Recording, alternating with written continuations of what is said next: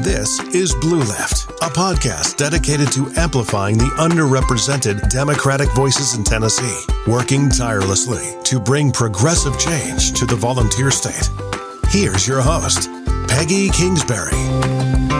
That's right. From grassroots organizers to community leaders, from urban centers to rural towns, we'll highlight the diverse perspectives and powerful voices that often go unheard. Join us as we lift up the blue wave and shine a light on the path toward a more inclusive and equitable Tennessee. Again, I'm your host, Peggy Kingsbury, and this is Blue Lift, where every voice matters. Let's get started. I'm so glad to have everyone here today on Blue Lift. Our guest is someone you're all just going to fall in love with. A lot of you probably know her already, but she is Holly McCall, just goes by Holly.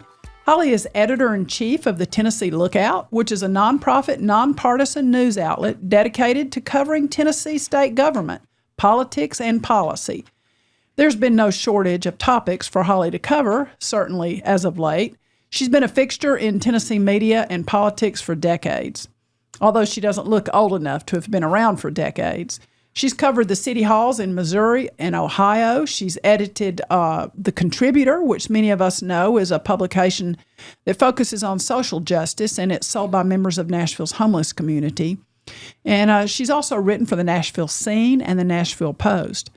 One of the things that she does that I particularly enjoy is she serves as a political analyst for Fox 17 in Nashville and regularly lectures across Tennessee on the role of watchdog journalism in educating the public about state policies affecting their everyday life.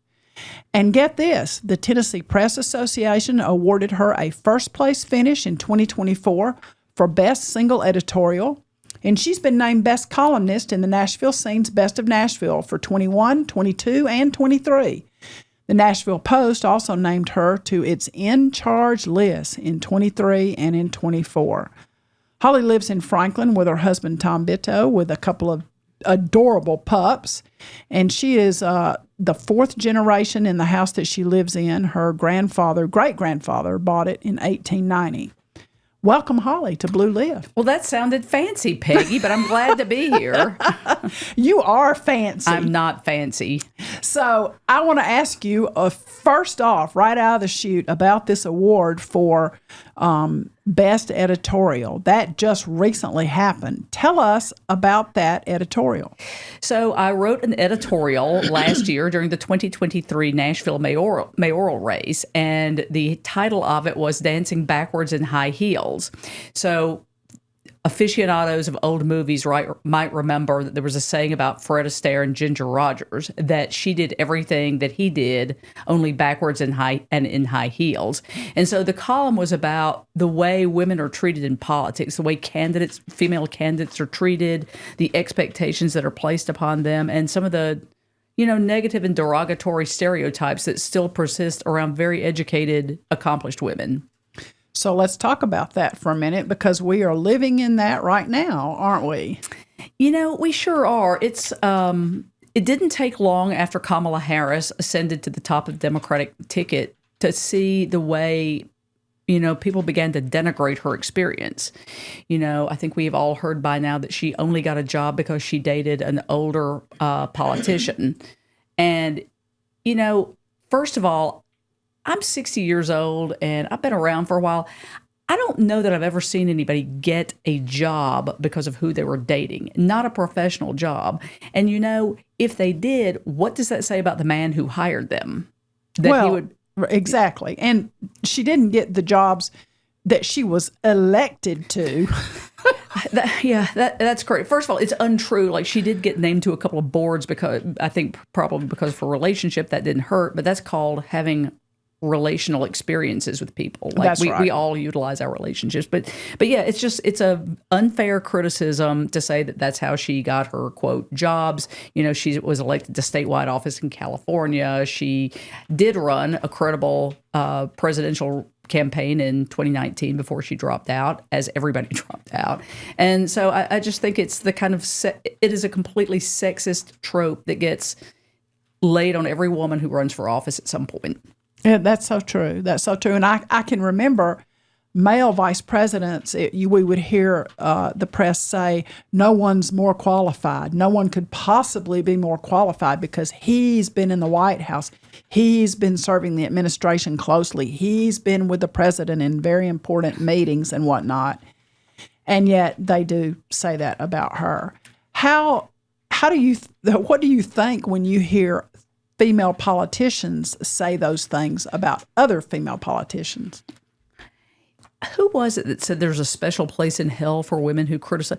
I think it's fair to it's always fair to be criticized for your policy issues. I think it's completely inappropriate to criticize somebody for their looks. I think to make these sexist remarks. Marsha Blackburn is one of our U.S. senators. I don't agree with her on many things, but it burns me up when I hear, for instance, Democrats criticize her for her hair. She's got bad hair. Look, there's plenty of things to criticize her about. That's right. It's not her hair or her looks or her age. And it's the same thing about Kamala Harris. If you really want to try to find some policies to criticize her for, probably what you should look at is her tenure as a state attorney general. She never called, she's been called, she was a border czar. She never called herself that. That was never a title. That's not even a thing. So anyway, it bugs me more to hear women say that, because most women of a certain age, particularly who have been had a professional career, have dealt with that kind of sexist talk. Right. And I mean, even the mispronunciation of her name. Well, that's probably. Do you think that's racism? Or do you think that's misogyny, or is that just meanness? Well, if we're talking about Donald Trump, who consistently mispronounced. I did just describe him, didn't I? Well, I say this because I watched his recent press conference at Mar-a-Lago and noticed that he mispronounced her name, which he has habitually done. And so did a reporter who asked a question. Really? Yes, I heard it. I played it back. Well, so Donald Trump is one of a kind, for good or for ill. But in his case, I would say it's probably a combination.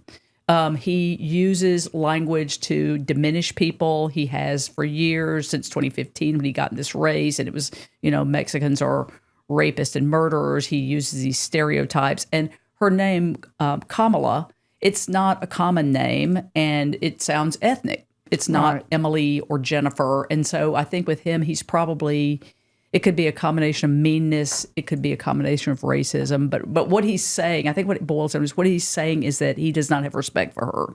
If you don't take the time, especially after you've heard it pronounced many times, to pronounce somebody's name right, it shows a contempt and a lack of respect. And that's what he's telegraphing. I think, I agree with that. Let's go back and talk a little bit about the Tennessee Lookout. I'm curious as to the beginnings of Tennessee Lookout. And for viewers who are listeners and viewers who don't know about the Tennessee Lookout, tell us a little bit about the publication, how somebody can get it, and how it got started, and how you got involved. Well, I am delighted to talk about that. So I'm going to start at the beginning of this in early 2019. So for years, I had talked with a number of people, including Justin Canoe, who operates the Tennessee Holler, about the need for a media outlet that would focus on keeping accountable state legislators and state lawmakers. And to be honest, I ran for the State House of Representatives in 2016. It was really hard to get coverage because there's just not as much media in this state, like every state, as there used to be. And so Justin and I started the Tennessee Holler together. We had a different view for what that should look like, which is fine. And in 2019, I was approached by State's Newsroom. It is a nonprofit organization that's based in North Carolina. The North Carolina outlet is the flagship, and it's been around for, I don't know, probably 20 years or close to it. And so I was approached by them and said, we're thinking about starting an outlet in Tennessee to cover the state legislature, and we hear you'd be a good editor. What do you think? And I said, well, I do think I'd be a good editor, as long as you know that if this is nonpartisan. I did run for office as a Democrat. And they said, well, we know, and we still think you'd be a good editor. So here I am. And State's Newsroom has 39 outlets like the Tennessee Lookout in state capitals. And our primary goal is to focus on state politics, the state government, state legislature, because it's so undercovered. So we spend a ton of time at the legislature, but we also get into what's going on with state departments, because people just don't know what is going on and how things are affecting them. And I have got five 5 staff members now. I have to think about this. 4 full-time reporters. We have an excellent photojournalist who's been a Pulitzer Prize finalist.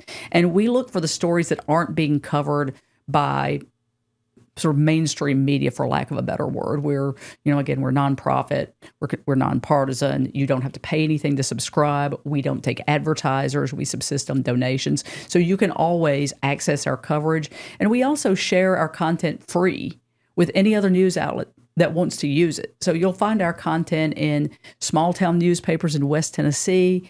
They run my editorial columns in Polk County, which I find fascinating. The Chattanooga Times Free Press carries our content. The Tennessee Conservative News, which is a very conservative outlet, also carries our content. So, I urge people to check us out. And it's a great publication. And you're right.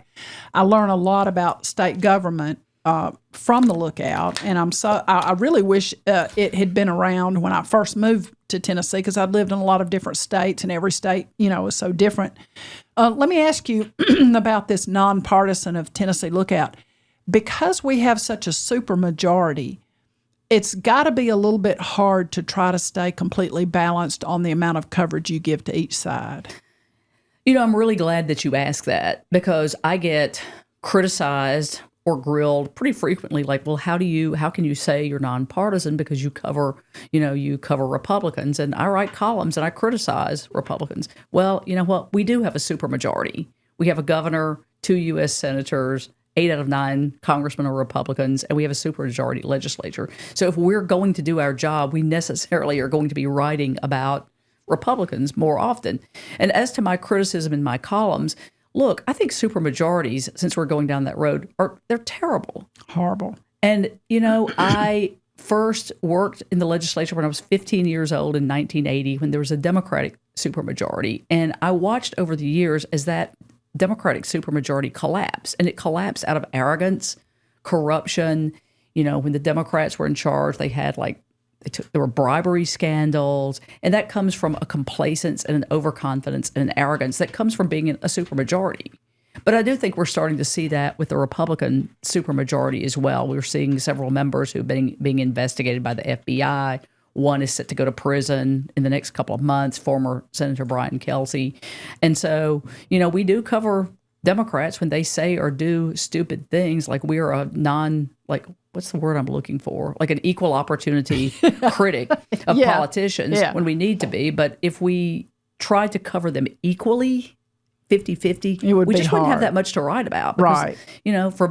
There just aren't that many Democrats in elected office in Tennessee. Right. For example, in the Tennessee State Senate, we have 33 senators and 27 are Republicans, 6 Democrats. So right. it would take a lot of bad goings on for the 6 to get a lot of press. I mean, that would have to be a really active and destructive six senators. Yeah. And in the representative side, there are 99 total representatives. 75 of them are Republican and 24 are Democrats. And the Democrats have pulled a few stunts that you've reported on, so there has been some fairness there.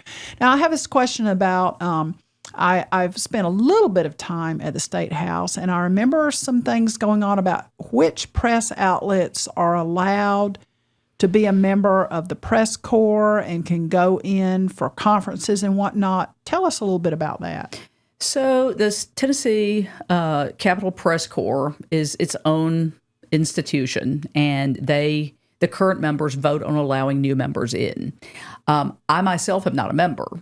Now, my senior Capitol Hill reporter, Sam Stockard, is a member.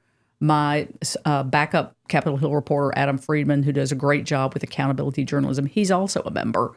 When we first formed, we were not allowed to join because I think that there was uncertainty about who we were. And I brought in some baggage because I'd run for office as a Democrat, and I think the members wanted to see how partisan we were going to be. And after we'd been around for a while, and Sam Stockard, who was well known by the members, came, we got admitted. But even just last legislative session, I inquired about being a member, and I'm not. Justin Canoe and the Tennessee Holler are also not members, and I think, I know that has bothered Justin quite a bit. As I've said to him, look, it doesn't affect my work that I'm not a member. I can do everything I need to do. And so they have the right to set their members, but I think for people particularly who follow the holler and have been concerned about this, there are certain standards that the Tennessee Press Corps, the Capitol Hill Press Corps holds. And Justin doesn't meet all those standards. And it's fine. You have to be nonpartisan. You cannot openly advocate. You cannot work for candidates to be part of the press corps. And, Justin does advocate for candidates. So, again, that's fine. He's not going to be a member. I don't think it should bother him, but that's... So anyway, I think they do a fine job. It's a small Capitol Hill press corps. When I first started going up to the Capitol in 1980, there had to be 40 or 45 people in a press room, and now there are 6 or 8. Oh, wow. Yeah. Why is that? Well, I mean, Gannett, I'm going to single out Gannett, but it's one of the corporations that has consolidated media. And so where there used to be Capitol Hill reporters for the Tennessean, there were 2, the Nashville Banner. There's a new iteration of that, but the old Nashville Banner had a couple of reporters. The Clarksville newspaper had one. The Memphis newspaper had a couple. And all of those outlets are consolidated under Gannett. So now they have 2 Capitol Hill reporters. And then some small outlets have died just because it's financially hard. And if you were a print news outlet, digital, I think there are a lot of great things about digital. We're all digital, Right. but it's really affected the operation and the financial, sustenance of small town papers. Sure. Yeah, I remember when I was a young girl, I grew up in Atlanta, in the Atlanta area, and there was a morning paper and an afternoon paper, and they were the Constitution and the Journal. We called them the Constipation and the Urinal, but they were the Constitution and the Journal. And I can remember the feel of the paper and getting the paper and looking through the paper. My brother was in Vietnam, and so I was learning to read with interest all of those things. And then I would read the paper, some of the articles before my father got home so that he and I would have something to talk about because my mother was so not interested in all of that. She would come home and she didn't want any of that. She wanted to smoke cigarettes and read romance novels, But my dad and we could talk about the news, and I would get it from the physical paper. And I sort of miss that, Yeah, I still subscribe to the New York Times Sunday edition because, yes, I can do a crossword puzzle online, but there's just something about, I love the sound of newsprint. I'm an ink-stained rich. I had my first newspaper job was when I was 11, and there was a newspaper in Franklin called the Williamson Leader that had been started by a friend's parents. And so I would go fold newspapers every Saturday afternoon for $1 an hour, and I'd come home with ink all over me. And then I got a job writing for the old Review Appeal in Franklin when I was 15 or 16, writing As Teens Tell It.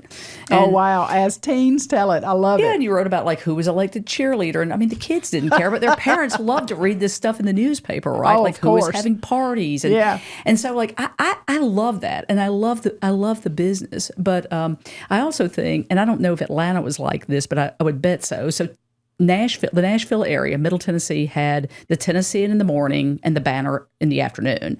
And the Tennessean was always considered the Democratic or liberal newspaper. Correct. And the Banner was the Republican newspaper. Same thing in Atlanta. And so now I'll hear people especially on social media, they'll start to kvetch or, complain about we need nonprofit news or nonpartisan news outlets the way they used to be. And I'm like, honey, they weren't. That's never been a thing. And, so. Yeah, that's interesting. Yeah, I certainly do miss that, having the newspaper. Let's talk a little bit about the session that we just went through with the Tennessee legislature. Man, was that something else. It just seemed like the stories that you all were coming out with were telling all of us that it was just never going to end, for one thing. At least I was just hoping, will it stop? Will they just go home? Because very little got done. And it struck me that, and I probably should look this up to get the numbers, but so many of the bills that were passed served to take something away from someone. Very few did anything positive for Tennesseans. That is one difference I see between the current supermajority and the old Democratic supermajority, and it could be because politics has evolved. Even since 2016, politics has become meaner. Yes. But the Democratic supermajority, and again, like things have evolved, but they did a lot of stupid things. They were dumb and they were corrupt, and there was a lot of skirt chasing and drinking and bribe taking. But there wasn't the legislation that took away from people as much, the maliciousness. And there's a meanness at the Capitol the last few years that even lawmakers will acknowledge. It's, I think we saw, I don't remember how many lawmakers didn't run for re-election this year. Right. A couple of years ago, it was 16 or 18. That's a pretty big number. And there's a reason they're leaving. And I think it's because of there's no bipartisanship, none. Afton Bain, she was recently elected last year to fill in a special election as a Democrat, and she had proposed a bill to cut taxes on groceries, which is something that I think most of us would approve of that. Totally. It's a regressive tax. We pay a very high tax on groceries. And we don't have a state income tax, but the tax that we pay on everything in Tennessee is so high, and the tax on groceries just hurts all of us, but particularly those of us whose budgets run very close. That's correct. And so that got nowhere. She also worked across the aisle with Todd Warner, who's from Marshall County. Yep, Mm-hmm. yep. They worked on a bill that would open up public records around sexual assault or harassment accusations in the legislature. So, because right now, if there is a harassment complaint filed or an investigation, which is not infrequent, there's no way for the public to see that. And there are lawsuits about that going on, and that got nowhere. So I might have veered off what you asked about. No, that's exactly it. I mean, it seems like there is a meanness, and it's who can we take something away from now? And I guess I was mostly struck by the indifference shown to the parents of children who were gunned down at Covenant and at the Waffle House shootings.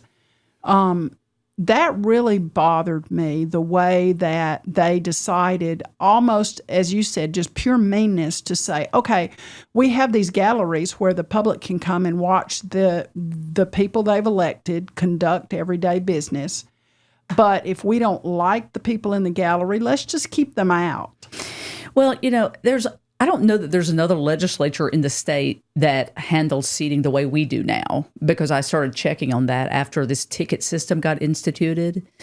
This past legislative session, Cameron Sexton started instituting, you had to have each lawmaker got a certain number of tickets and they could give them out, and that was the only way you could get upstairs. And remember the supermajority now when we think about these numbers of tickets, right? Right. So there are very few Democrats who even get tickets. Right. And there are two galleries on either side of the House chambers, and one they've now made set aside for lobbyists and media outlets. Well, which is just the thing that just infuriated me when I went there. And I saw, first of all, a lot of empty seats, but then I thought, you're giving lobbyists seats to watch the business when, A, they're not even sitting there. They don't care about that. Their business has been done elsewhere, restaurants, golf courses, hotels, etc.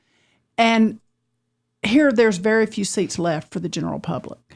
Yeah, and I think this is why when we see articles in national media outlets, including The Atlantic, have done stories about, is Tennessee a democracy? And it sounds like a wild thing. Like, for me to just sit here and say, is Tennessee a democracy? I'm sure there are people, my neighbors might think I was ridiculous if I said that, but there should be no problem with letting people come view what is going on. Now, they might have a point about some of the people in the galleries get pretty fired up and they are yelling. And, I do think, I'm probably going to irritate with people. No, I agree with rules. You cannot have people just screaming out of order all the time. Correct. And I'll tell you, when I go up there, I'm drained and exhausted when I get home. And I understand people are angry, and I understand they're frustrated. And I understand many of them have tried to work within the system. And when the system doesn't work, you start working without it. Correct. But it's it adds to the just really unpleasant atmosphere. And again, I'm not blaming people for being upset and protesting, but there's got to be some line between the yelling and I don't know. But I don't mean to sound like I am approving of the way the seating has been handled. No, I understand what you're saying, and I think I think the pushback really starts for those people who pay very close attention to what's going on, and they go to committee meetings. And of course, I'm not going to sing the "How does a bill become a law?" but because that doesn't even apply to Tennessee, because as you said, we're doubtfully a democracy at this point. But it's got to make it out of committee in order to get onto the floor, and the committees are made up of super majorities now at this point. And the way that, what really struck me is the way all of that fast talking goes on. It's just like you're listening to auctioneers, because it's like, okay, we've got these people in here. We're going to let Miss Susie, testify for a minute, but nobody's really listening to her because we all know how this vote is going to go. This committee's got 10 people on it. 8 of them are Republicans. We're going to do exactly what we want. And I'm going to, present the bill. Is anybody against it? No one. Boom. Bill dies. And I cannot imagine how frustrating that must be to people who go to those committee hearings and see that and see that and see that. And then they go sit in the gallery and they're just like teapots, For the people who've gotten active and involved in politics over the last couple of years, like many people got interested in politics after the shooting at the Covenant School.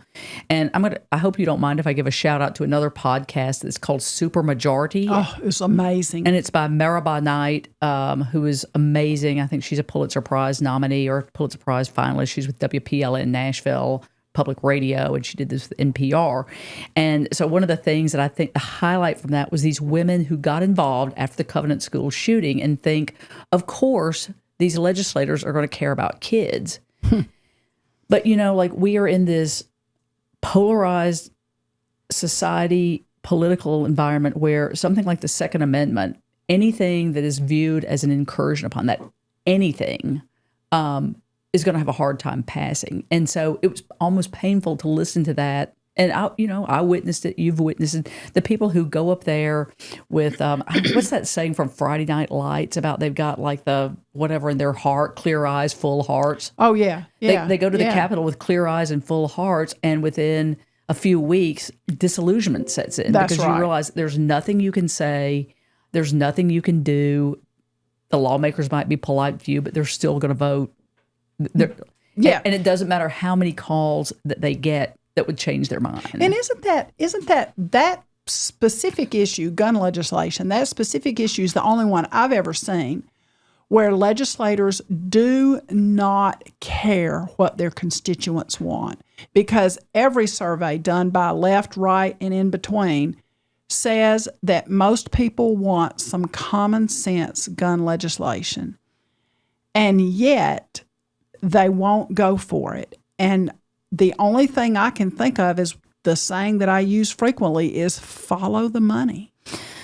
That it may be the NRA, National Rifle Association, doesn't give much money to legislators anymore. But the Tennessee Firearms Association does. They do, but it's not as much as folks might think. And I think it's because at a point, they don't even need to give money. True. Because if the Tennessee Firearms Association, for instance, they have such membership and such pull, like particularly in rural areas. It's not going to do much in Nashville, which is, for instance, largely a Democratic area anyway. But they don't even have to give money. What they have is the threat of beating somebody in a primary. And that's how that works. But there was a Democratic candidate for State House 60 in Nashville named Shondell Brooks. And her son, Aquila Da Silva, was one of the young people who was killed in the Waffle House shooting in 2018. And that's what got her activated in politics. But she's been talking about running for office for several years. And she told me that she had gone to testify about a bill it's probably even 2 or 3 years ago in a legislative session in front of the Senate Senate committee. And she said she talked about her son and what a future he had and what happened to him and how there was no defense, this mentally ill person with guns that had already been confiscated from him twice, came in, blew them away in this Waffle House. Nobody expects to get shot at the Waffle House. And she said there was a senator who was sitting there. It was a woman wearing a blue dress, and she was nodding, and she looked sympathetic. And Shondell said she focused her comments on her because she said the men looked like they weren't paying attention. And it was Janice Bowling from Tullahoma. At any rate, so they get through, and this woman looks at Shondell and said, I am so sorry for what happened to your son. But if he'd had a gun, he'd still be alive. I just can't even. Look, man, that's at best grossly insensitive. Terrible. Horrible. But that is what fired her up to run. Well, and I can see that. And she was in a pretty tough primary, but she did win that primary. Yeah, I don't know that we have time to talk about that primary. There were some interesting components of that. Her opponent was a guy who has lived in that neighborhood for a long time. He's lived in the Donaldson Hermitage portion of that district, named Tyler Brasher, and I think he ran a pretty good campaign. And he ran as a moderate, and Shondell is more of an activist. He's neighborhood association. She's Capitol Hill activist. And she beat him by a pretty comfortable margin. I don't know that I don't know that we can read the tea leaves and look for trends in that, or if her story is unique, because she does have a very powerful story to tell. And she had behind her, Tyler Brasher had several Metro Nashville council people who endorsed and supported him, and some neighborhood leaders. But she had behind her a lot of moms, a lot of mothers who see themselves in her and worry about their own kid every time they go out at night. And, what's going to happen? Are they going to get shot in the movie theater? And I think that Covenant School shooting, we've heard comment positive and negative, like, well, why weren't these people upset when there were other shootings in town? Because it wasn't the first mass shooting in Middle Tennessee. No. But nonetheless, it brought it home to a lot of people. It seemed to be close to them. And sometimes that's what it takes to get people activated. That's right. Yep, that's right. And there were at least one of the Covenant moms has come out publicly and said, I feel so bad now that when it was a Memphis child, I just didn't care. Not didn't care, but I paid no attention to it. I didn't say anything about it. I didn't do anything about it. When my own child was exposed to it, it became a different story. And that's really a lesson, for all of us, really, is that, what happens to each really should feel like it's happening to us as well. Well, I think for folks like us, like we live in, Peggy, you and I are in Williamson County. It's a great place to live. And some of the moms from Covenant School, that's a Green Hills school. It's comfortable. It's affluent. There's the expectation.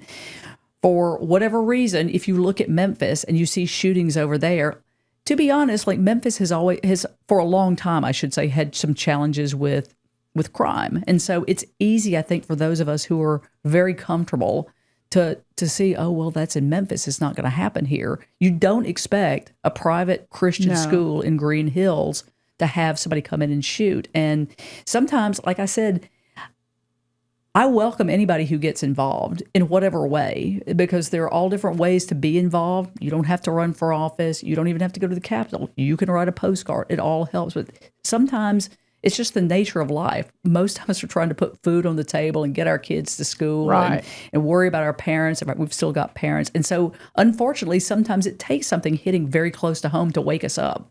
True. And I have been, you probably know this about me, but a lot of the listeners don't. I have a master's in criminal justice, and I've been a police officer. And it has been something lately that I've really thought about. When gun violence happens in Memphis, it's crime. And when it happens here, it's gun violence. Mm-hmm. It's not just crime. And so I think that's part of the difference. Let's talk a little bit more about the last session that we just went through. What was the thing that happened that surprised you the most? What thing made you go, wow? I'll tell you what made me say wow, but maybe not anybody else. Maybe a couple of people. But it used to be that there was a ramp-up time in legislative session. Like the first few weeks were pretty easy, and people were filing their bills and the bill deadline, and things don't get hostile and heated until later in the session.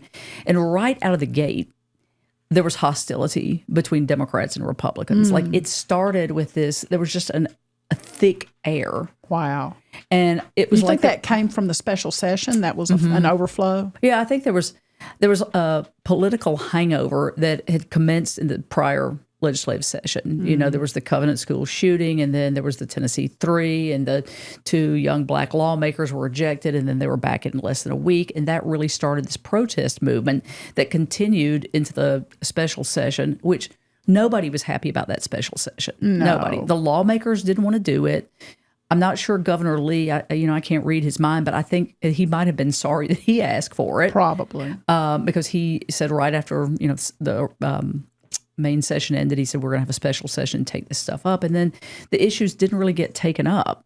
No. And so I can't imagine that he was thrilled with how things turned out. I think he probably made that decision out of emotion. The Covenant shooting had just happened. His wife's best friend was gunned down. And then she was, and his wife was battling cancer at the time. And so it was a very emotional response. Let's do something about it. My friends are asking me to do something. But, it didn't happen. It didn't. Nothing really. There was no legislation of any merit that emerged from the special session. All it did was really, really get everyone sort of coalesced around fighting nothing being done. But what was also interesting is the animus that emerged between the House and the Senate. Yes. In the same party during that special session. That special session should have lasted a week, and it dragged out for 2 weeks because of the infighting with the Senate and the House.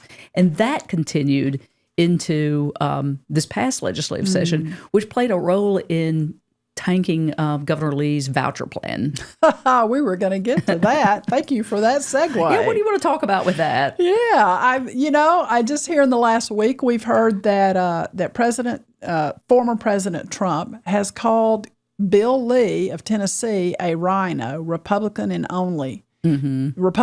name only. Good Lord, if there is a governor as far from that description, I can't think of one.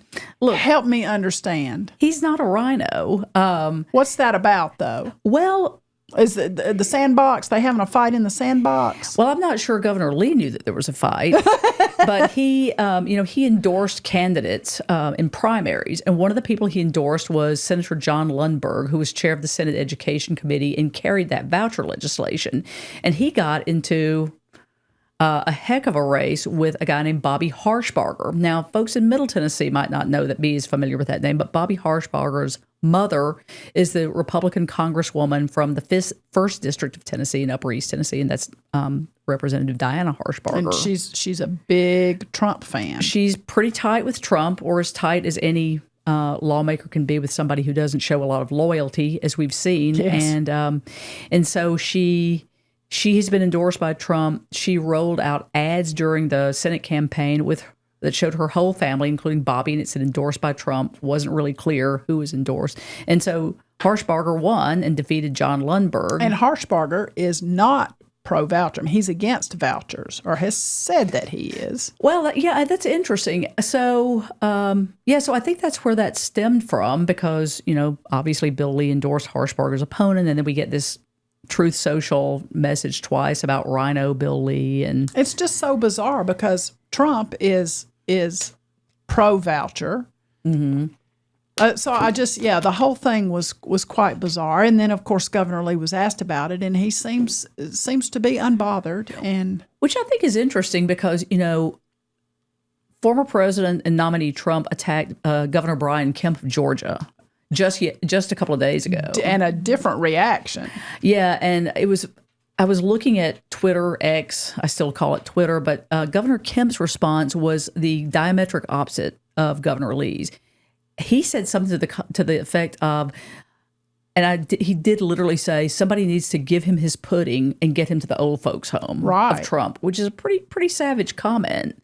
And Governor Lee hemmed and hawed, and well, we all have different communication styles, and that's his style, and I'm still voting for him. Right. Yeah, which is, of course, no one expected Bill Lee to say, well, my goodness, I can't believe this. I'm going to vote for the Harris ticket, know. But I did think he handled that with an amazing amount of grace. But yes, he is certainly not a RINO just because Trump has said he is. No. Well, I mean, definitely not. That's a term that is starting to be a split in the Tennessee amongst like rank and file Tennessee Republicans, where we see people who are very conservative by just about any measure, like being called RINOs by their opponents. Right. And that term gets flung around, and it's, it's sort of like Lyndon Johnson once accused an opponent of doing some unspeakable act with an animal.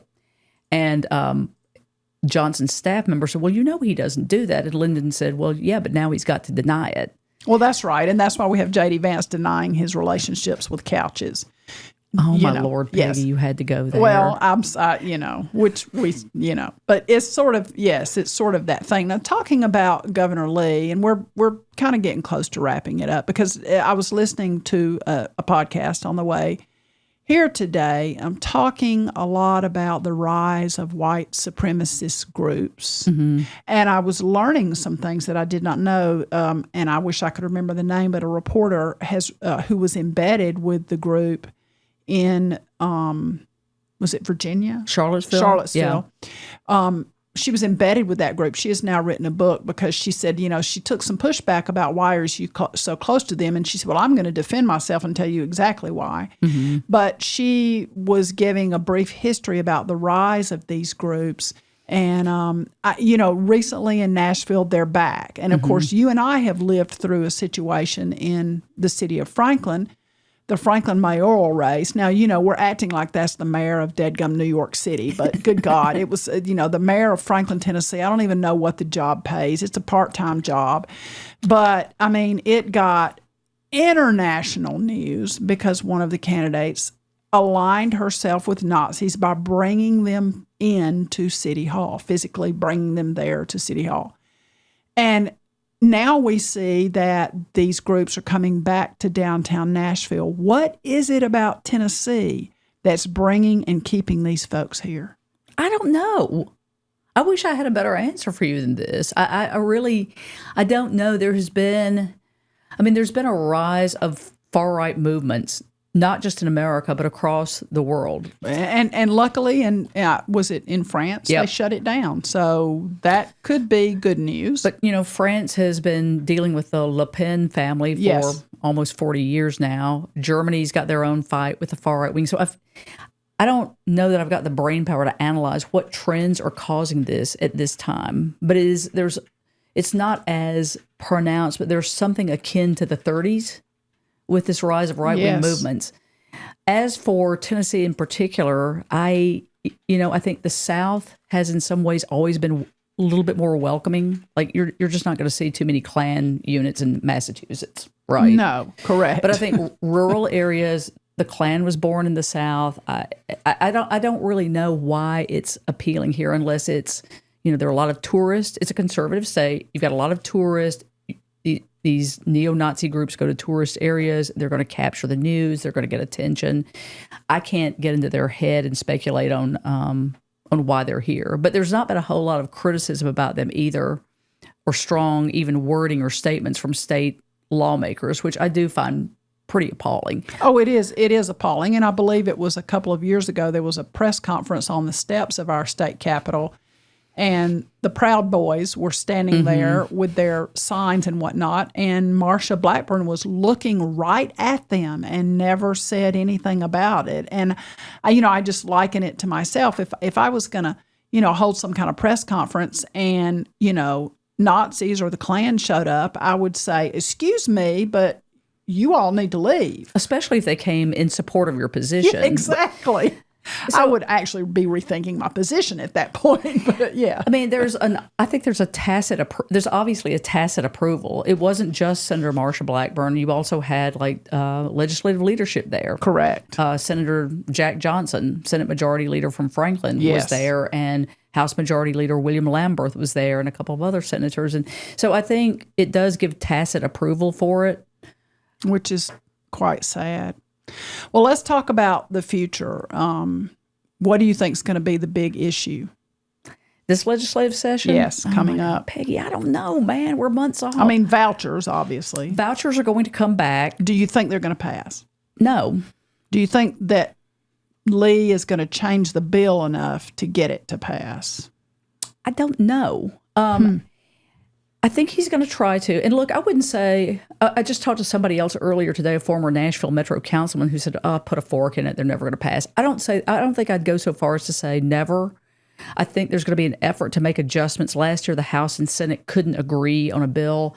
But beyond that, public school districts are often the biggest employer in rural areas. That's exactly right. And,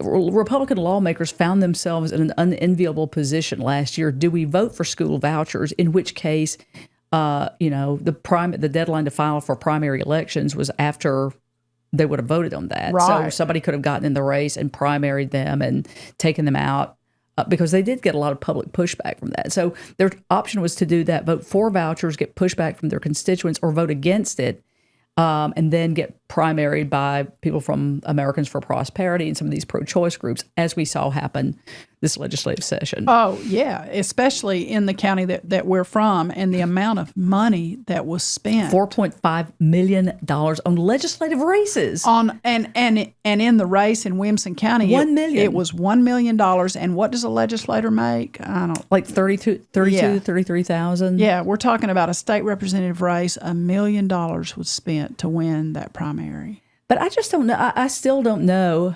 First of all, not enough pro-voucher lawmakers flipped seats or took office. Correct. To make that a sure thing. And secondly, they're not popular.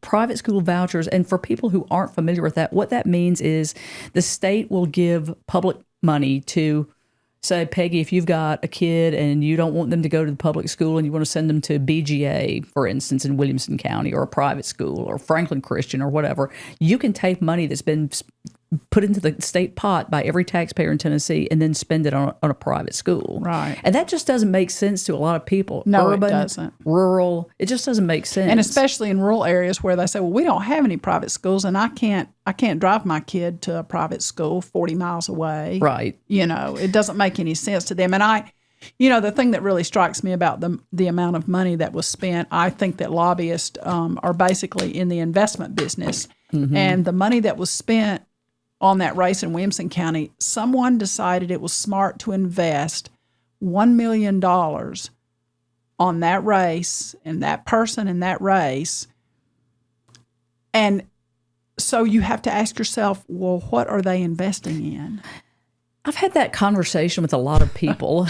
And again, like, there are things that we don't all know. I wish I could tell you I understood what all is going on behind the scenes. I mean, how lucrative is the private school business? I mean, when you think about spending $1 million to get someone to win a Republican primary because he's going to vote yes for vouchers, that is the bottom line. I mean, they didn't care what else his opinions were on anything else. Mm-hmm. He could have himself been gay and they wouldn't have cared, but he said he was going to vote yes on vouchers. They spent $1 million. How lucrative is the private school business? Well, and it's not even just all private schools, because like in Middle Tennessee, like what are considered the top tier private schools, BGA, MBA in Nashville, Harpeth Hall, Ensworth, they won't take voucher money because they don't need it. That's right. They turn students away every year, even though tuition is $25,000 or $30,000 a year. So what do you think they're investing in? I mean, it's just a hard question to answer, isn't it? It is. Like one of the organizations that gave so much money in Tennessee was founded, or one of its largest donors is a New York billionaire. Right. And so I wish I could lay this all out for everybody, but I would definitely have to put on my tinfoil conspiracy hat. And I'm not even sure that even with that, I just don't know enough about what all is behind the scenes of the charter and voucher movement. Right. Yeah, it's like, with the criminal justice bills, I can easily draw a line from we're going to pass these laws to lock all these people up. And who's benefiting. And Core Civic gave me money. I can draw that line very easily, but it's different for the voucher thing. Wow. Well, we've got an interesting year coming up. We've got big elections coming up. The Lookout has just been on top of so many important stories in Tennessee. Can you give us a little teaser about something you might be working on? Well, yes, I will give you a little teaser. Yay. Adam Friedman, one of our reporters who does a fantastic, he is the king of accountability and data, and he created a database. Oh, I love that. He took literally hundreds of thousands of lines of data, and you can search and see, for instance, you want to see how much Lieutenant Governor Randy McNally has taken from various industries. You can type his name in. It'll spit out how much he's taken from Core Civic, how much he's taken from the Tennessee Firearms Association, how much he's taken from individual donors. So he's working on a piece that is not quite ready for prime time, but he's looking to see how many of Governor Bill Lee's donors have gotten contracts with the state. Oh, wow. Since 2018. Whoa, ho, ho. So that's my spoiler. Yeah, that's and great. I kind of hope Adam doesn't listen to this since I have put a teaser out about you've that. outed him. Well, this is not going to come out tomorrow, so it's got to be some editing done. Yeah. I'm rather new at this. It's going to take quite a bit of editing. You're doing a fine job. Thank you. So, if someone wants to read the Tennessee Lookout, how would one do that? Well, all you have to do is put in TennesseeLookout.com. It is free to read. You don't need to pay anything. There's no subscription. You don't have to give us a dime. And if you might even see it in your local newspaper, because there are at least 35 outlets across the state of Tennessee that share our work. We do free content share. I think it's the best thing we do. As I noted when we first started, we're shared by outfits all across the state, and some of them are pretty partisan. Yeah, and that's great. Now, how about on the socials? Where can people find you on the socials? I love the socials. So we are at TN Lookout on Twitter, and I think we're the same thing on Facebook and Instagram. Okay. We have not quite made the move to TikTok yet. Well, TikTok's time-consuming. I haven't done a lot either. I look at it a lot, and I claim I'm looking at recipes, but that's probably not really true. I think I'm kind of made for TikTok, and we have our senior Capitol Hill reporter, Sam Stockard. Now, most of the listeners will never meet Sam Stockard, but you must take my word for it when I say he's a big old country guy who played basketball at Motlow State and then at Belmont, and he's got this granular knowledge of Tennessee politics. And he sounds like, and this is for the old timers, there was I think it was a Red Roof Inn commercial, Tom Bodette. Yes, leave the light on. We'll keep the lights on.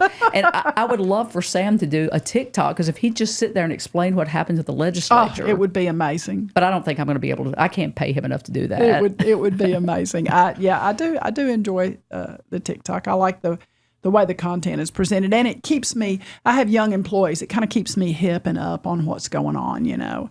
All right. Well, Holly, this has been a lot of fun. I really appreciate you being here. I want to make sure that the listeners know that they can follow, and support Blue Lift. You can subscribe. Our website is blueliftpodcast.com. And I'd just love to love to hear from you. Where are you listening from? How did you find us? And tell us what you enjoyed. So thank you very much, Holly McCall. Thanks for having me.